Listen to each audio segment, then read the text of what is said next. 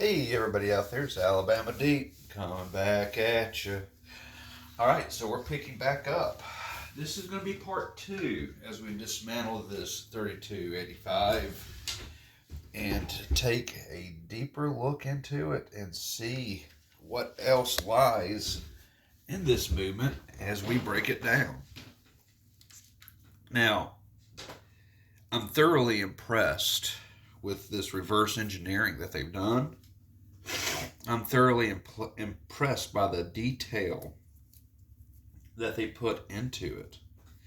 But I'm not too impressed with the quality of the metals necessarily used to build these movements. Ultimately, why this movement failed. It didn't fail as far as it actually running. Well, no, actually it did. If y'all remember way back when the Crunchy first came out, that what we were doing, we were trying to get it to run. I got it to run. It was very easy to get it to run. But the crunchiness still continued with its keyless works. And ultimately, here, after many back orders of bad units as far as movements go, we have a successful one on its way. And that leads us up until present date. And now we're looking more at this movement, and we want to see what is going on with the keyless works. Now, this particular watch is still running, but we're going to be breaking it down.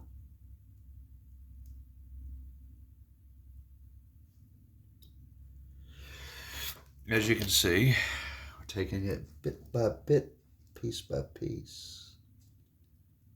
I'm trying to make sure everyone can see what's going on here, or trying to anyway. I'm trying to do this at a different angle, at least a little bit, so people might be able to see a little bit better. And many apologies for people not being able to actually see every little thing that I'm doing. Whoops, that's magnetized.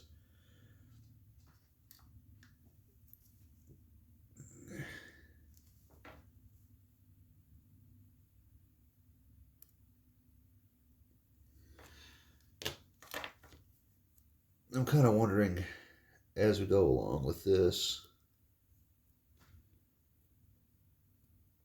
what else can be done as far as, I know I still got power behind it and stuff. If I lose a piece, it's not a big deal. This is a bad movement anyway, as far as I'm concerned. I'll be using it for parts, more than likely.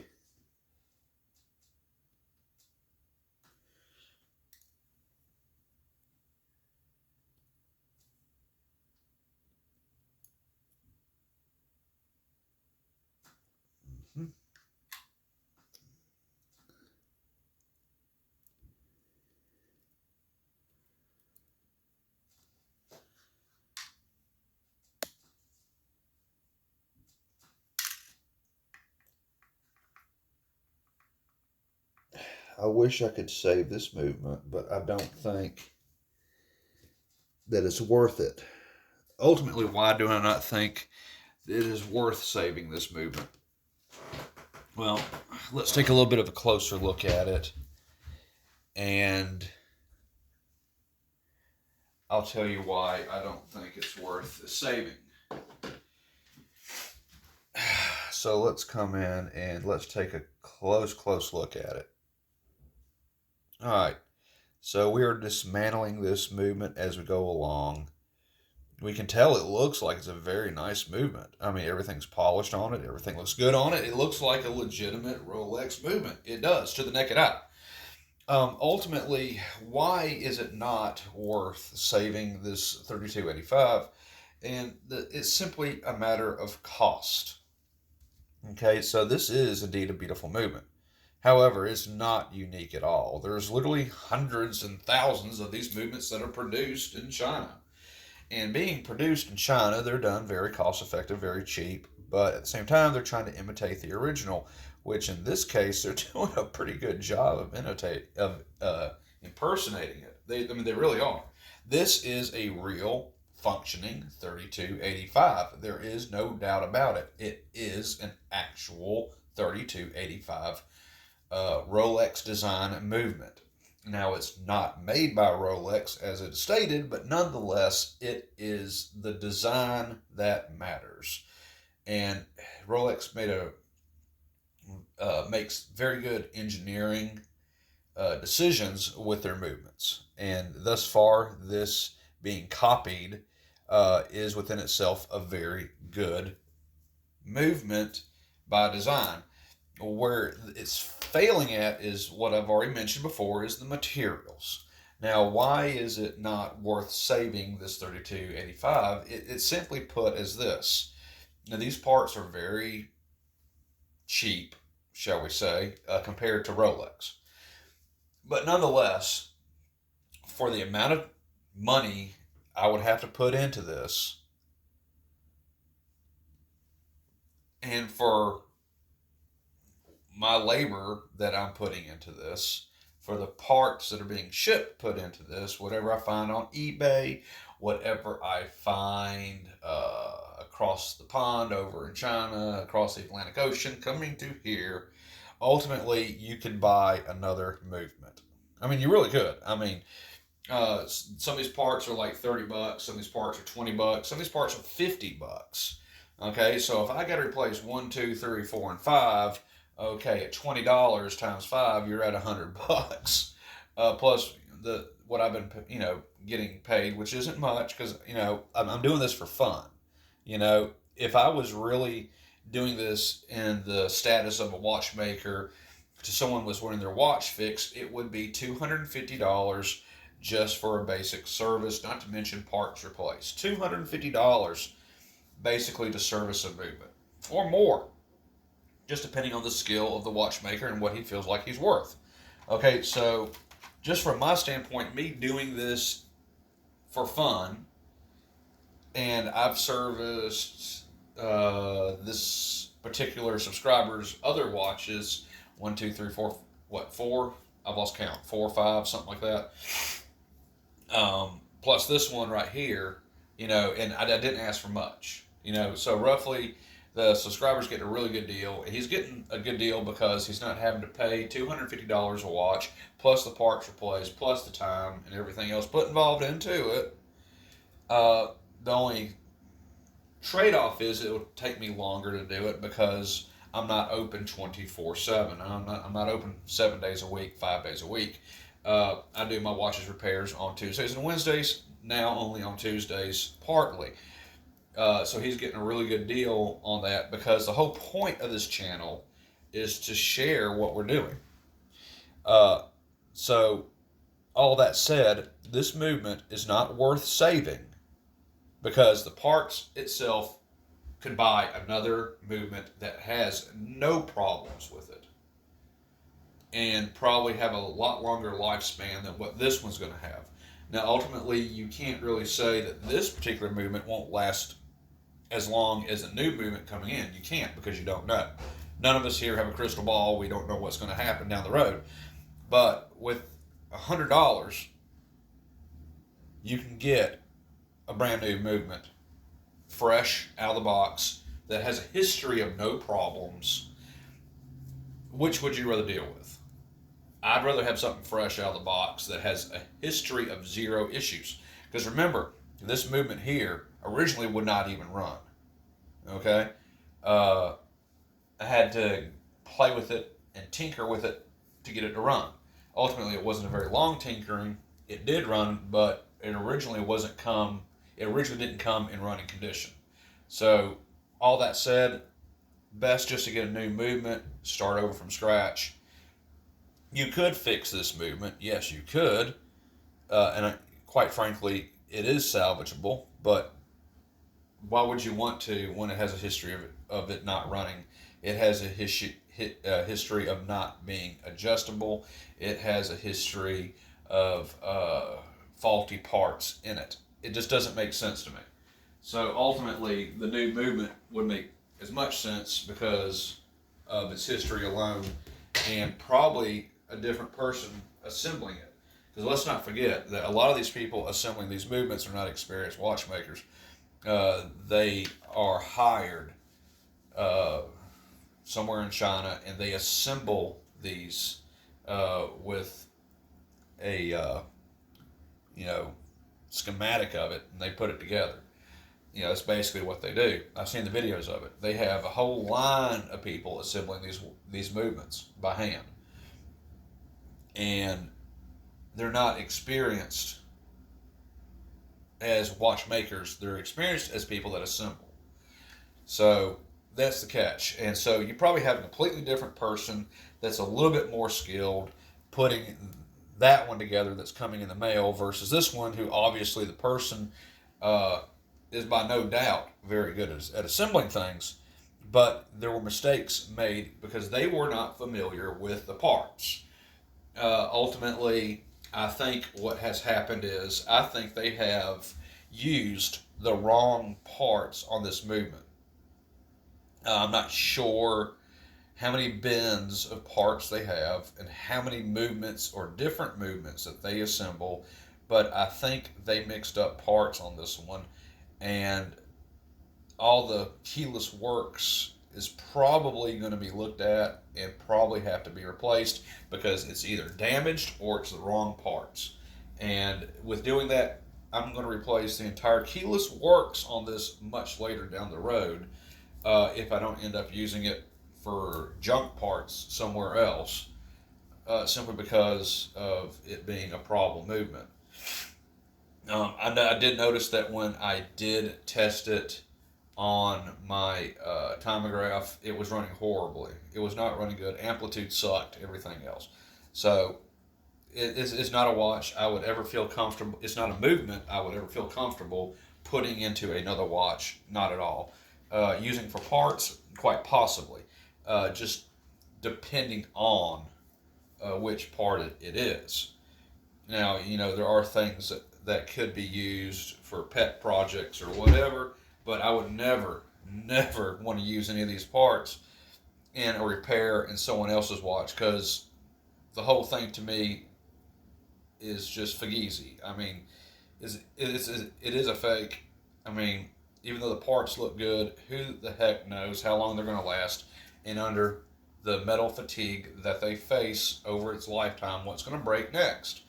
Let's not forget, how many screws have you seen break in my videos, even though they look good? They look great.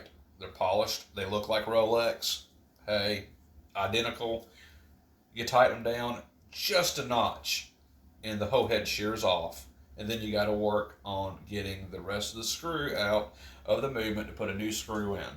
So that's what we're dealing with here is probably just a bad movement. I don't know which parts are good or not, simply because it's all based off what metal it was made and the fatigue it has faced so far, and how many incorrect parts are in this. We don't know. So that will take time to examine, and it could just be that batch that they had was just faulty material to make these components. So I would much rather take this and just get rid of it. And I actually do have a plan for this movement after this video. Actually, I may make a video on it as well. And let me point out my plan and what I'm going to do. I have this, what appears to be epoxy. It's clear. It's a 2-syringe system, mixing it together. I plan on taking this 3285 movement and I'm going to make a frame for the epoxy to go into. And I'm going to take this movement and I'm going to suspend it in that epoxy with a Rolex dial, with the gears all over the place, and with the movement there, and just make it a nice little ornament for my desk. That's what the ultimate plan for this movement is, because it can't be trusted. None of it can be trusted as far as I'm concerned. I just don't know which is good, which is bad, and we're not going to try to second guess that.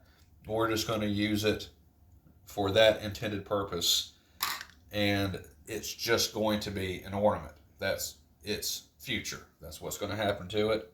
That's what I'm going to do. It's going to become an ornament. Okay, let's get back in to this watch. Let's see what else we can do with it. Uh, it has apparently, I think it has stopped running. Thank goodness. Yep, it has. All right, so we're going to get back into disassembling this. Let's see here, because I still want to understand the crunchiness of it. And what I think has happened is definitely that. Is that this watch is just absolutely gorgeous. But at the same time, I'm sorry to say that I just don't trust it.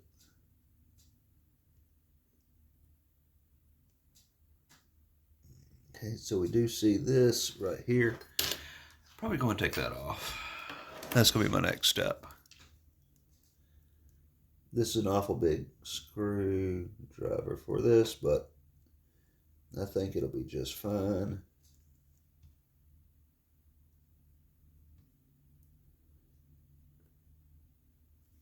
Okay. So we're just going to be removing that as well.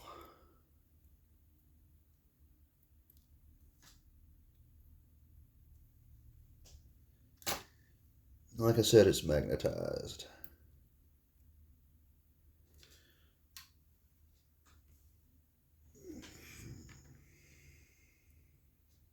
Look at all that. Let's come in there with my little screwdriver.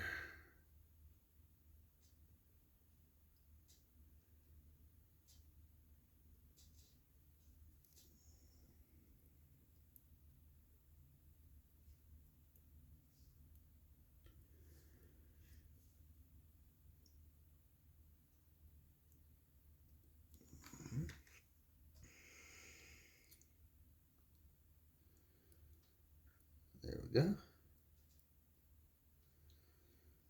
We have disarmed that. I got it.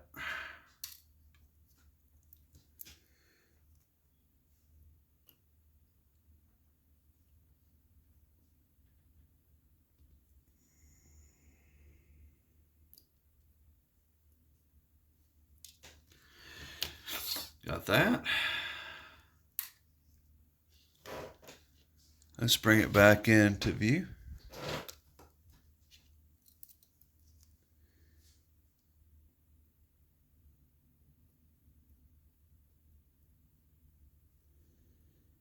Ouch. I think I just found a problem with the crunchy. Let's come in here. Let's pull out.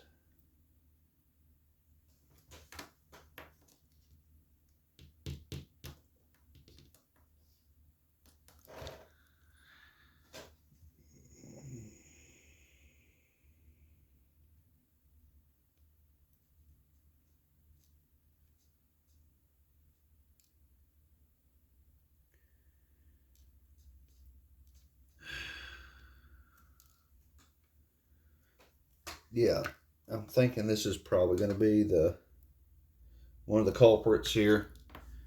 And I know y'all probably can't see that too well. If I could actually get that in to frame, that'd be perfect.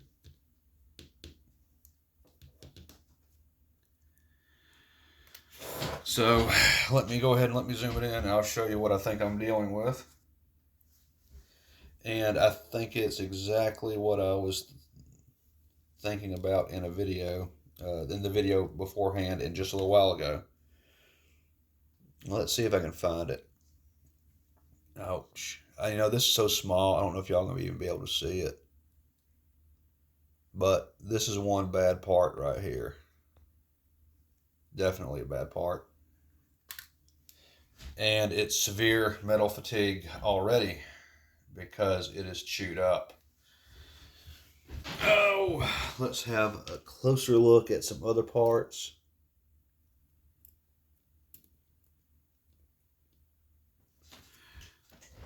See if I can get that out. I can't. I'm going to get that from the bottom.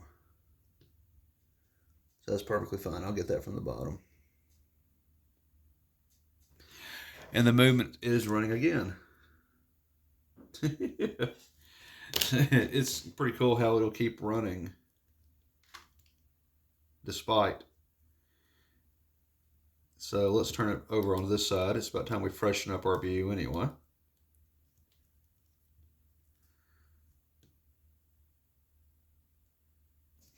Here we are refreshing our view. And we are looking at the rear side of the movement. Let's come in and have a closer look at that.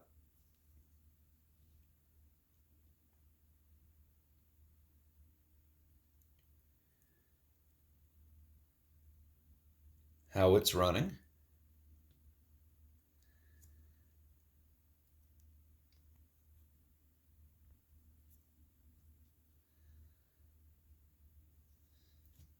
And now it's wanting to power down again.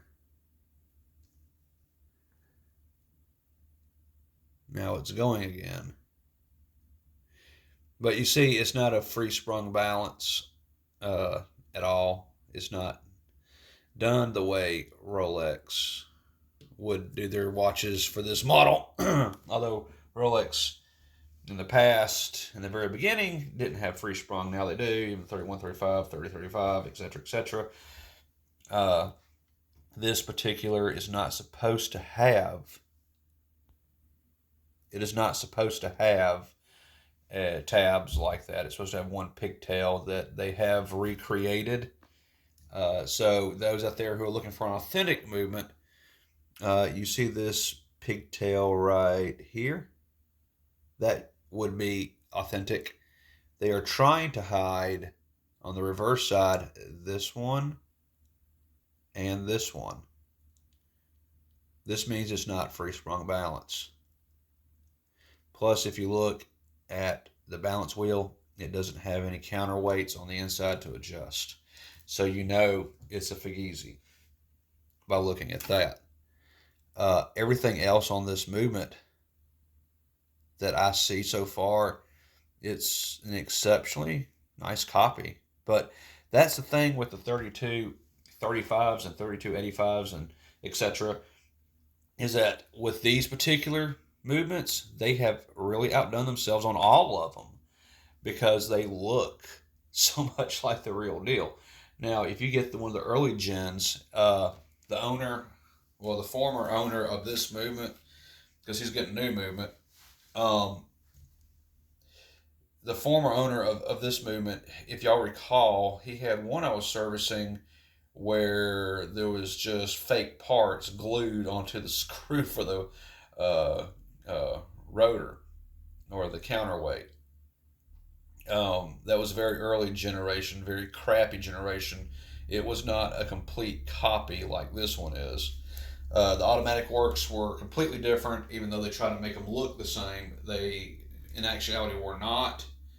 It was a different auto winding mechanism altogether. This one has the true auto winding mechanism that Rolex designed. The only difference I can see so far is, of course, the numbers here. They're not as good as Rolex is, if you look deep enough.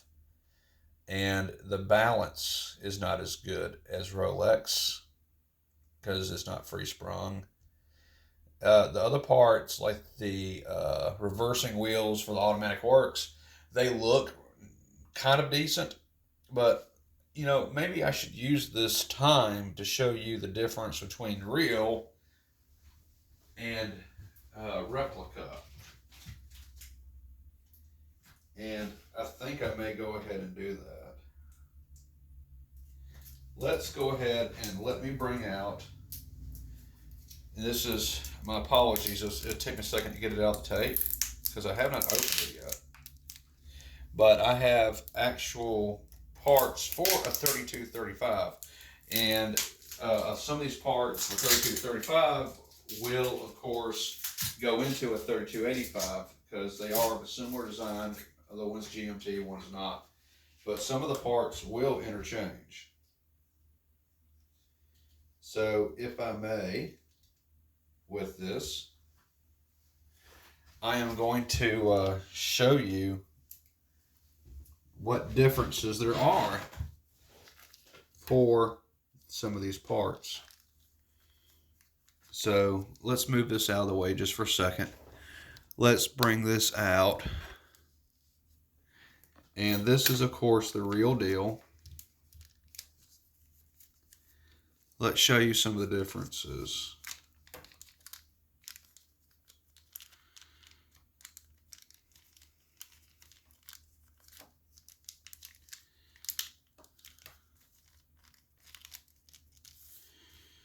Very good.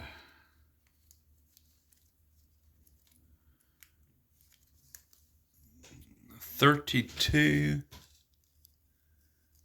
$35. Let's just come on out a little bit. Now, we have some nice parts in here.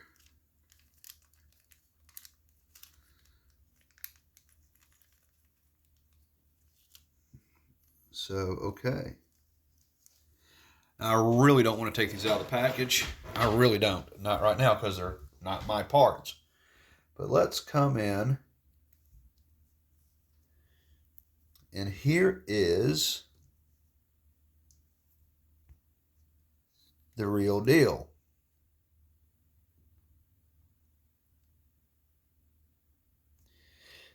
I know you can't really... Let's see.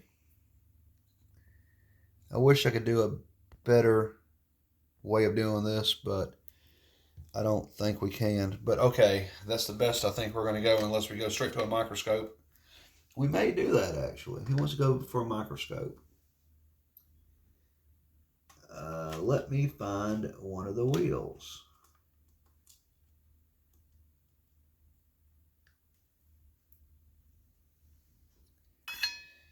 Now, let me double check my reversing wheel parts.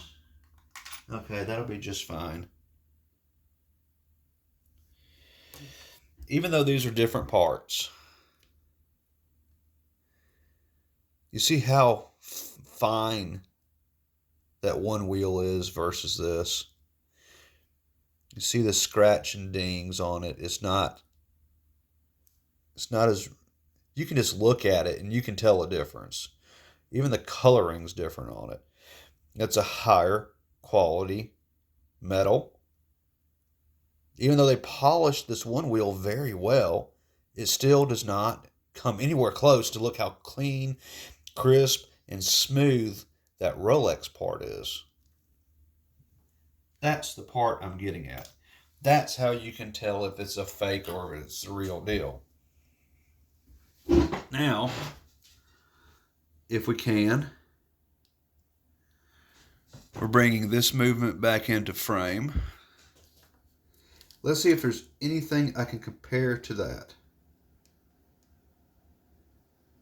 And yes, indeedy, we do. Ha ha ha. Let's move that back out of the way. Because those are reversing wheels right here. Let's take a look at the reversing wheels.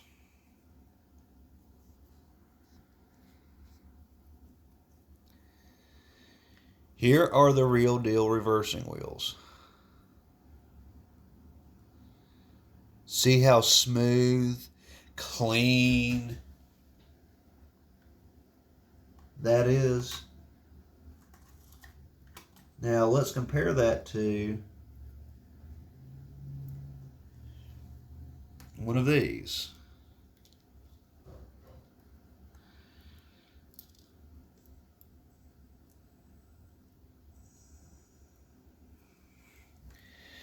Compare those two.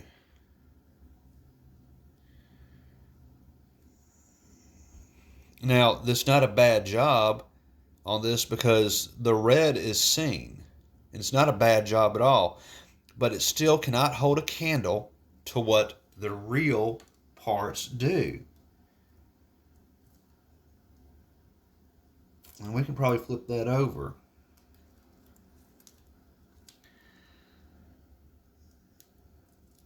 And this is the scary part, because these parts are finished better because these are seen. These parts would be seen if someone opened the back of the watch. So they were more careful with this. But if you look at it still, they're polished just as good. And man, that's almost identical. Dang. Look how good that is. But still, ultimately, it is a fabricated part, not by Rolex. Off this camera, I can tell the difference in that. But these parts, being genuine, are a lot more cared for than what the replica is. Even though ultimately I am impressed by it, and I really thoroughly am impressed by any 32, 35, 32, 85, VR, VS, whatever, I am impressed by it because ultimately, guess what? It's better quality than most watches. And ultimately, if they would just take their efforts and build a watch with a different name, but the same components, everybody would be wanting to buy it because it's that good. But there seems to be more money to be made in counterfeits than there is, than there is than making a legitimate watch. But yeah, see, that was real scary with the reversing wheels. I could barely tell the difference, but I could. If you look at them real close, you can definitely see. And it seems like they're actually using real brass now. But I don't know if it's fully brass, coated brass, or what. But it's not the same type that Rolex uses. I can say that much.